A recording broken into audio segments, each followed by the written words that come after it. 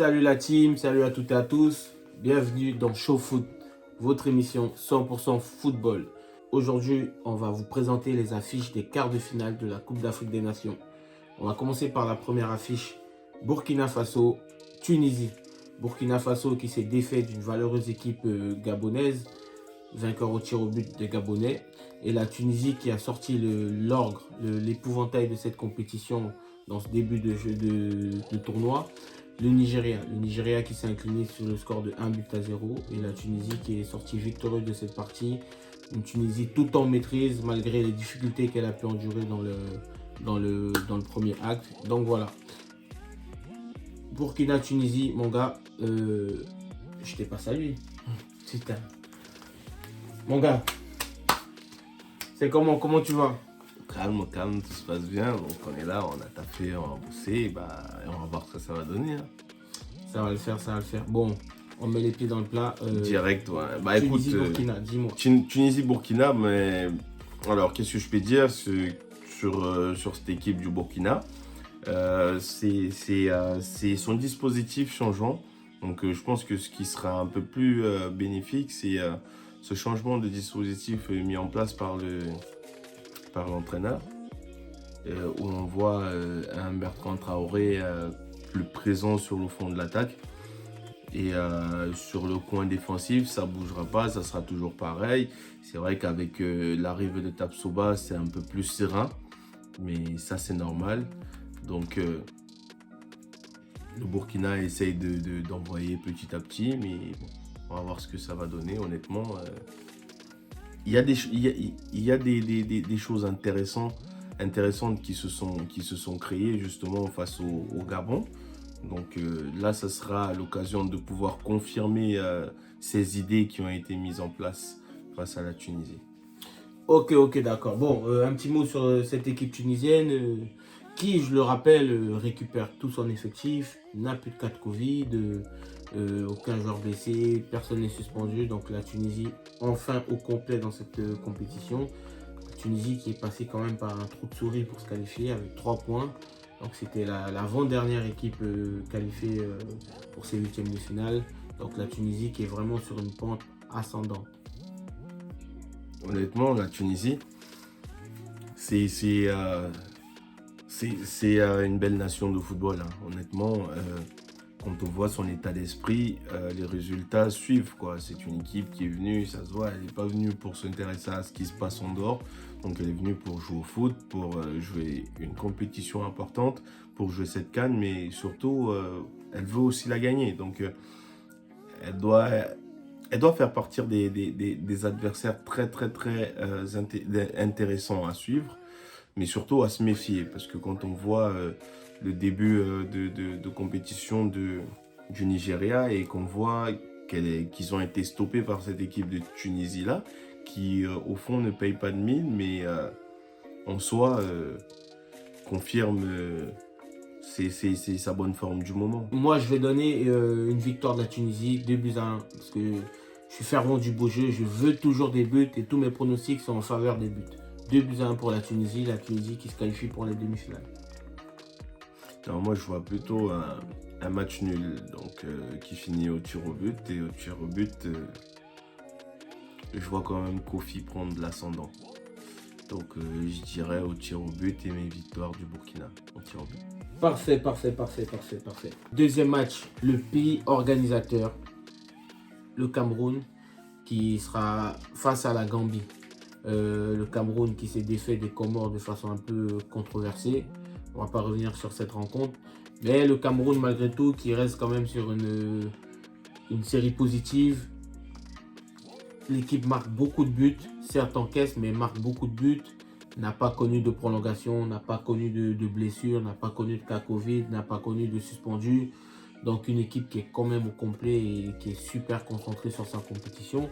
Face à elle, une équipe gambienne ultra surprenante, une équipe qui nous plaît de jour en jour.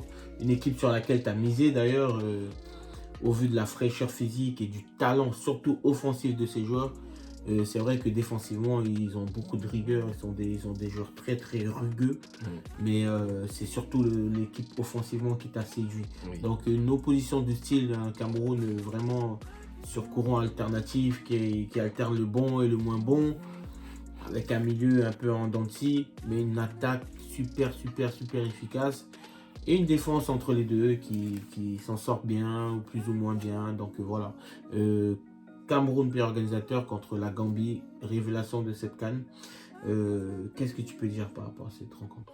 Ah, j'aime bien quand tu dis révélation de cette canne-là, parce que là, c'est quand même... Ça te conforte ouais, dans tes analyses. ouais, oui. Ça me plaît. C'est la preuve que voilà, on bosse. On bosse. Révélation de la CAN, honnêtement, oui, je mise. Je signe, j'applique, je fais tout ce que tu veux. Mais par contre, ce match-ci, ça va être un match différent.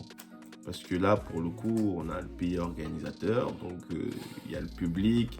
Et on sait tous à quel point le 13e homme peut changer sur la destinée d'un match. Donc, ce Cameroun-là, en plus, voilà, d'autres diront que voilà, il y a beaucoup de chance, certains diront tricherie, mais c'est pas ça le but.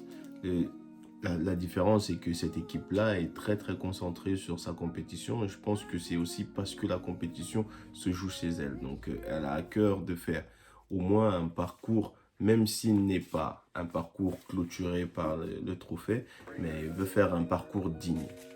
Et c'est qui, moi, me pousse à me dire que voilà, quand ils ont un adversaire sérieux en face, ils savent se mettre au diapason, exact. Et puis quand il y a un peu plus de flexibilité, ils se laissent un petit peu aller, comme on a vu un petit peu le match contre le Cap-Vert, ils se savaient déjà qualifiés, donc ils n'ont pas poussé plus fort que ça. Le match contre les Comores, voilà, au vu de la situation, des cas et tout ça qu'il y avait autour, cas Covid, pas de gardien, carton rouge, voilà, ils se sont aussi laissés aller parce que voilà, c'était à leur avantage. Mais par contre, là, on a un adversaire qui a fait un super parcours. En effet, parle-nous de la Gambie maintenant. Parle-nous de la Gambie. Je sais que tu es l'une des rares personnes avec peut-être mes amis Ali Tunkara et Bakary Sonko qui est dans le nord. Donc, à part eux, je pense que pas grand monde connaît cette équipe gambienne. Mais toi, apparemment, tu es allé chercher, tu as bossé, comme tu dis. Donc, qu'est-ce que tu peux nous dire sur cette Gambie qui, à part Adama Barrow qui joue en Serie A, Moussa Barrow, mais il y en a deux. Oui, Barrow et Collet. Donc, voilà. C'est à eux seuls, voilà, ils font la force de frappe de l'équipe. Clairement, après, c'est pas des joueurs débiles, quoi. C'est des petits qui savent jouer au ballon. Donc, ça se voit au fur et à mesure. Donc, au fur et à mesure qu'ils enchaînent les matchs, on voit qu'il y a un truc. Il y a du travail qui est fait. Il y a les systèmes qui sont créés. Il y a les opportunités qui sont mis en évidence. Les joueurs se mettent à... J'ai l'impression que c'est comme une sorte de symphonie quand on les voit jouer parce que c'est tout est relié, tout est collé, les déplacements, les changements, les visions, c'est fait de manière à ce que ces jeunes joueurs-là, franchement, ils s'épanouissent. Ça se voit que c'est des gamins qui aiment jouer ensemble. Bon, maintenant, tu penses pas que justement cet effet de surprise va prendre fin parce que voilà... C'est une équipe qui n'était pas forcément attendue. On n'avait pas forcément d'informations sur elle comme on aurait pu avoir sur l'Algérie, la Tunisie, la Côte d'Ivoire, le Cameroun. Est-ce que tu penses que les équipes maintenant vont vraiment se recentrer? Parce qu'il faut aussi qu'on se dise les vérités.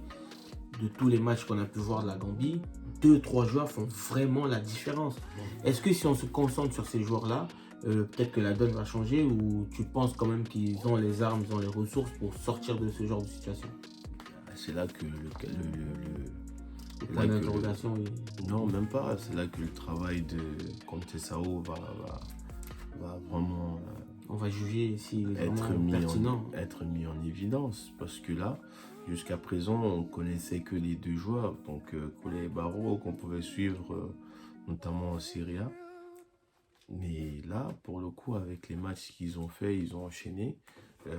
tous les sélectionneurs qui se respectent.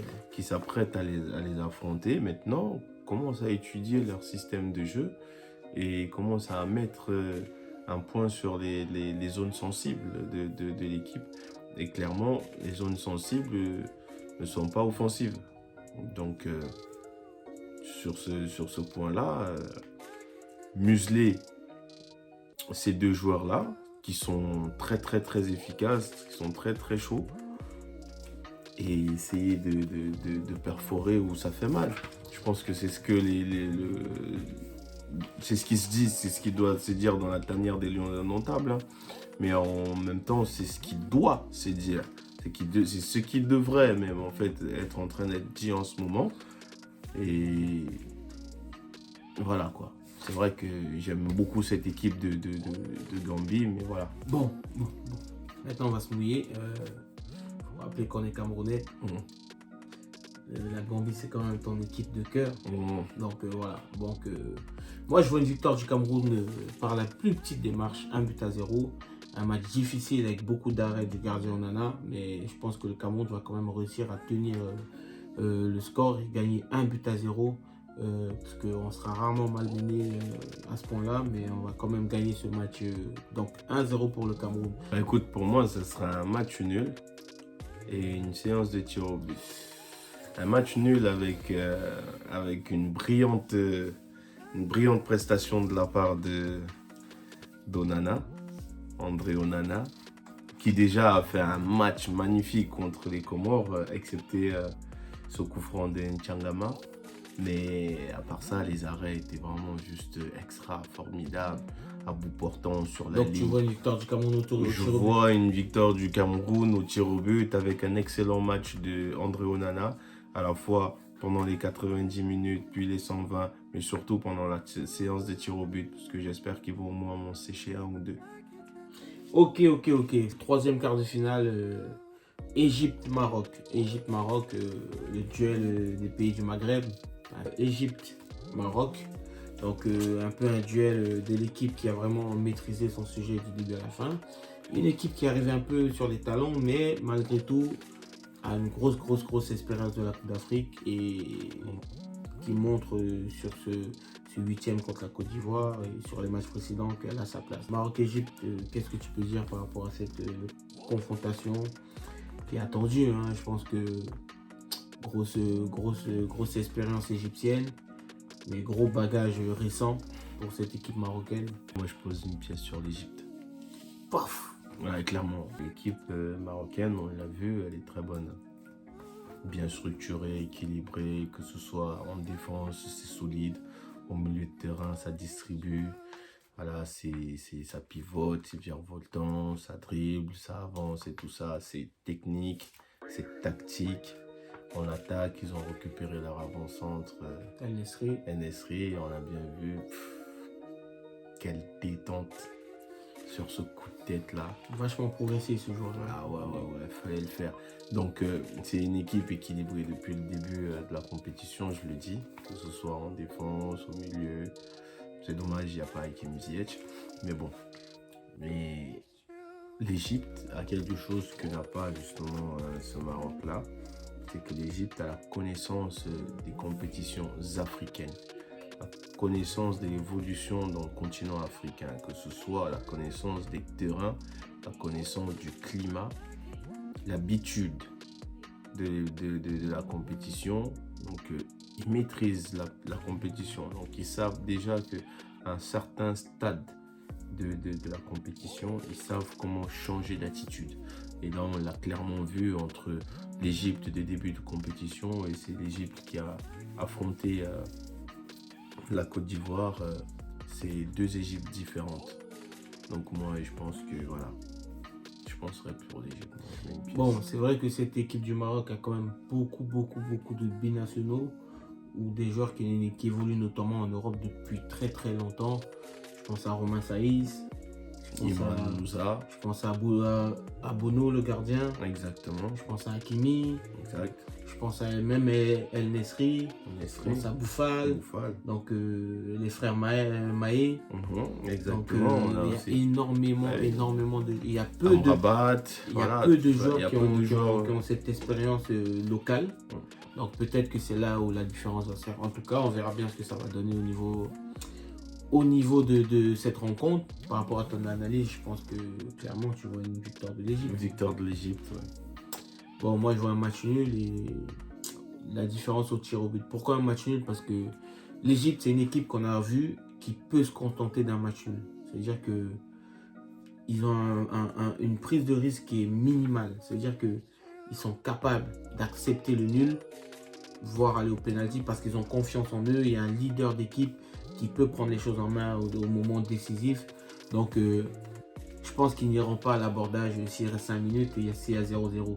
Contrairement au Maroc, je pense que les Marocains voudront aller chercher une victoire, quoi qu'il arrive, et ne pas passer par une séance de tir au but, voire des prolongations. Donc, c'est peut-être ce petit truc qui va faire la différence.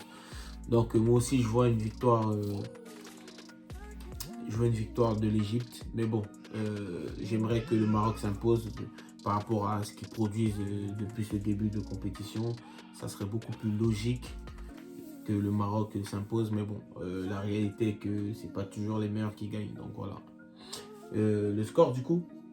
Bah écoute, pour moi c'est 1-0 pour l'Égypte, but de Mohamed Salah. Bon, moi je vois un partout au terme du temps réglementaire. Et une victoire de l'Égypte au tir au but. Sénégal, Guinée équatoriale. On arrive à la dernière affiche de ce quart de finale. Sénégal, Guinée équatoriale. Je sais que tu souris déjà parce que tu as envie de les allumer, les Sénégalais. Non, franchement, c'est... Mais bon, je présente d'abord le match. Guinée équatoriale qui est vraiment l'équipe surprise avec la Gambie de ces quarts de finale. Parce que quand on regarde le Burkina régulièrement qualifié quand même pour les quarts et demi. Donc une équipe solide qui ne fait pas trop de bruit, à qui on ne prête pas beaucoup d'attention et d'importance. Et c'est une équipe qui est quand même souvent qualifiée. Ouais, c'est une équipe qui fait donc vraiment Guinée équatoriale et Gambie, c'est les deux sélections qui sortent un peu du lot par rapport à ces quarts de finale. Qu'est-ce qu'on peut dire sur cette rencontre? Le Sénégal qui gagne les matchs, qui faisait beaucoup de matchs nuls, mais ne domine pas vraiment son sujet. Donc le dernier match nous a laissé un peu sur notre faim. Beaucoup de déception de notre part. Pourquoi? Parce qu'un Sénégal à 10 contre 11 dès le début du match. Un Sénégal à 11 contre 9 à la fin de la première mi-temps, avec le choc entre Sadio Mané et le gardien. Donc vraiment tout était mis en œuvre pour que le Sénégal puisse enfin s'exprimer. Et il a fallu attendre l'entrée de Bamba Dieng vraiment pour mettre à l'abri cette équipe. C'est-à-dire qu'à 1-0 et à 11 contre 9, le Sénégal n'était pas serein. Donc c'est un peu ça qui nous a mis la puce à l'oreille.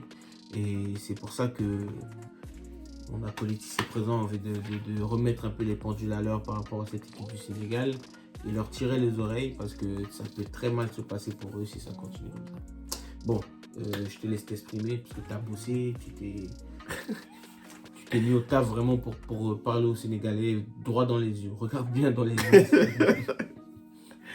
Les Sénégalais, franchement, avec ça là, si avec tout ça là, vous ne gagnez pas cette coupe, honnêtement, c'est mort. C'est maintenant ou jamais, puisque même les tirages vous mettent à l'abri. Je sais pas, vous n'avez même pas eu un adversaire important, coriace depuis le début. La Guinée vous a tenu tête. Donc là, avec tout ce qui se passe, vous n'avez pas le droit de vous louper. Et je m'en réjouis. Ils ont battu seul le Zimbabwe. Ouais, mais le Malawi, c'est pas une équipe, frère. Arrête. On va Ils n'ont pas gagné contre le Non, mais attends, ils n'ont pas gagné contre le Malawi parce qu'ils sont nuls. Je n'irai pas jusque-là. Mais... Bah si, est-ce qu'ils sont nuls? Attends, c'est impossible. Là, ils ont en face d'eux un client qui a quand même sorti l'Algérie.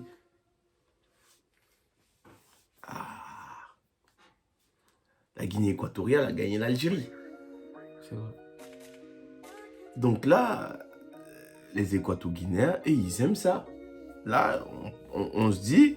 Ils ont rien à perdre. Ah ouais, ils ont rien à toute la perdre. pression, elle est sur les épaules sénégalaises. Exactement, c'est ce qu'ils vont faire. Comme face à l'Algérie, ils ont réitéré face au Mali. Et là, ils vont pas se gêner de faire la même chose face au Sénégal. Donc là, clairement, les Sénégalais, gérez-vous. Si vous vous gérez Je pas... rappelle, gérez-vous, ça veut dire prenez-vous en main, réveillez-vous, sinon ça va très mal se passer. Ouais, gérez-vous. Donc là, on ne veut même pas faire d'analyse footballistique. Là. Non, on peut pas. Là, c'est vraiment du côté mental. C'est mental, c'est psychologique. C'est vrai que c'est une des rares équipes, le Sénégal, qu'on voit souvent par terre. Regardez l'arbitre, mais l'arbitre, il ne calcule même pas. Bounassar, très souvent au sol. Abdou Diallo, Gay, beaucoup de joueurs qui ne se mettent pas, pareil. qui ne se mettent pas au diapason de la compétition, qui ne se mettent pas en condition Coupe d'Afrique des Nations. Ce que je disais par rapport à cette équipe de Tunisie, l'impression qu'ils m'ont donné, c'était l'impression d'une équipe qui venait vraiment jouer au football, rien qu'au football, et surtout au football. C'est-à-dire que le Sénégal, ils nous ont fait penser un peu à l'Algérie, à la Côte d'Ivoire, un peu aux Ghanéens qui se plaignaient. Et on a vu tout ce que ces équipes-là ont donné en termes de rendement. Donc c'est vrai que l'avantage du Sénégal, c'est qu'ils ont des joueurs un peu plus talentueux. Ils sont tombés sur des adversaires beaucoup plus faibles. Eh oui. Beaucoup plus faibles. Donc là, la Guinée équatoriale, peut-être que ça va passer. Mais c'est sûr et certain que si tu tapes le Maroc ou l'Égypte ou le Cameroun ou je ne sais pas qui en demi-finale, ça va pas être la même histoire. Donc, il faut vous revoir vraiment. Et c'est de bon cœur quand vous donne bien sûr ça. C'est vraiment de bon cœur. Bien sûr. Un homme averti en vaut deux. Donc, ouais. Vous n'avez pas eu de clients sérieux jusqu'à maintenant, donc assurez quoi. Non, ils nous ont fâchés. Même moi, je suis fâché d'habitude. Bon, les pronostics. En espérant que Bamba Dieng qui joue, Boulaye Dieng il se repose un peu, Pape Gueye il reprend sa place. Donc, parce que chez Kouyaté, c'est bon. Ouais, c'est bon. Non, c'est bon. Tonton. Lui, il a fait le tour et tout. Et puis aussi, Edouard Mendy n'a même pas été titi. Je vais juste dire ça. Ils sont nuits, j'ai l'impression, le garçon et tout, dans ses cages. Est-ce que c'est bien ça pour un gardien? Ouais, non, c'est pas bien, justement. Parce que quand on aura besoin de lui, à ce moment-là, est-ce qu'il saura répondre présent? Voilà. Bon, les pronos. Non, moi je vois une victoire du Sénégal, clair. Quand même. Ah oui, parce qu'ils sont obligés. Pour la prochaine. Ah ouais, ils sont obligés là, pour ce coup-ci, ils sont obligés avant de se taper un adversaire sérieux au prochain. Bon, moi je vois toujours le Sénégal ne pas prendre de but, parce que le Sénégal... Ouais. Combien de buts encaissés? 0. Et pour faire une grande compétition, il faut avoir une très grande défense. Et je pense que par rapport à ça, jouer une victoire étriquée du Sénégal, 1-0. Comme à l'accoutumée, comme ils ont l'habitude de faire. Mais bon, je ne sais pas jusque quand ça va passer, mais pour l'instant, je pense que quand la Guinée équatoriale, ça va encore passer. 1-0 pour Sénégal, qualifié pour les demi-finales. C'est naze, hein. Putain, on n'a même pas d'engouement. Et ton prono du coup? 1-0 pour le Sénégal, c'est pas compliqué. Bon, on va se quitter un peu fâché. Non, mais ils sont nuls, c'est abusif. Non, mais là, non, c'est trop. En tout cas, merci la team de nous avoir suivis. Rendez-vous pour les demi-finales. N'hésitez pas à commenter, vous abonner et surtout activer la cloche de notification. Mon gars, merci. Je sais que t'es fâché, mais ça va aller. Allez, ciao la team.